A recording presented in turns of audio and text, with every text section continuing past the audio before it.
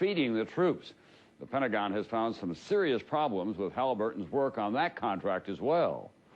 Pentagon auditors found that a Halliburton contract to provide food and housing for American troops had a staggering $1.8 billion in unsupported costs. It was all a scam. Halliburton was charging $45 for a six-pack can of Coke or Pepsi that they give us and the military free in the mess hall. Now, these sodas were made right there in the desert. It's not as if they were brought over from the United States. These sodas were made with Arabic wraps, you know, Coca-Cola, Pepsi-Cola, whatever, right there in the desert. So it's not as if they had an exorbitant transportation rate. They had the little mobile units that we had to put our clothes in, like a net duffel bag. Halliburton charged the government $100 for every bag of clothes they washed. Whenever we got our laundry back, it felt worse than when we turned it in. Everything was still grimy. I stopped taking my laundry into KBR, and instead, I was washing it in the sink. And I was told by my chain of command that I was not allowed to wash my laundry on my own. I had to take it to KBR to have it washed, even though we all knew that they were doing a horrible job, because they get $99 a bag for a bag of laundry that I could do at home for $3. A legal way of stealing from the government or taxpayers' money. These contracts are managed under a system called cost plus, which is the opposite of trying to save money. It guarantees that everything that you buy will be paid back and reimbursed if it's seen as justified, and you'll be given a profit in addition. A cost-plus arrangement that critics say leaves little incentive to save. The more taxpayer dollars Halliburton spends, the more Halliburton makes. Cost-plus encourages you to run up the cost of a program because you are going to get a percentage of the end result. And so there's no incentive to stay at Motel 6. Stay at the Ritz-Carlton in Qatar, folks. The place that they chose for orientation in Kuwait was a huge resort set right on the ocean. Had, I think, 3 swimming pools. So it was better than the Wyndham in Texas or the Ritz. It was fancied up. Marble floors, mahogany woodwork. It was just beautiful. They had sea-doos, jet skis they could use. You could go and rent wave runners and go out and play in the water. We were renting wave runners, and we got paid by the hour to do it. I was told this: don't question it, enjoy it.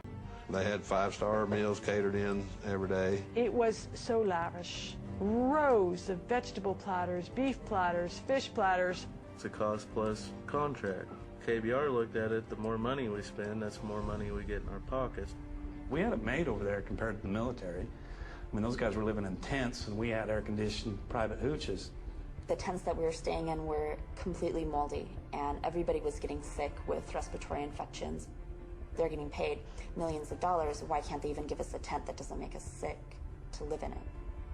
The soldiers are sleeping on these little cots out in the middle of the desert, while these KBR executives are driving these $40,000 vehicles. They and their secretaries are driving at least a $30,000 to $40,000 vehicle. This secretary lives in this complex, eats her meals in this complex, has her laundry delivered to her, has no reason to go anywhere at any time, but has a brand new top-of-the-line Ford or Chevy pickup with everything imaginable on it that you could put on it. Chrome rims and leather interior and CD players and all these extra amenities that, you know, you don't really need in wartime. Why do they need an H2 Hummer? Why do they have Cadillac Escalades in Iraq for Halliburton managers? What is the purpose? One invoice that I saw was for about $7,000 for 1 month for a SUV on a lease. It was a 3-year contract. Comes up to roughly $250,000. A vehicle that you and I could purchase at the local dealership for probably top of the line $45,000. And the taxpayer paid $250,000 and never did own the vehicle.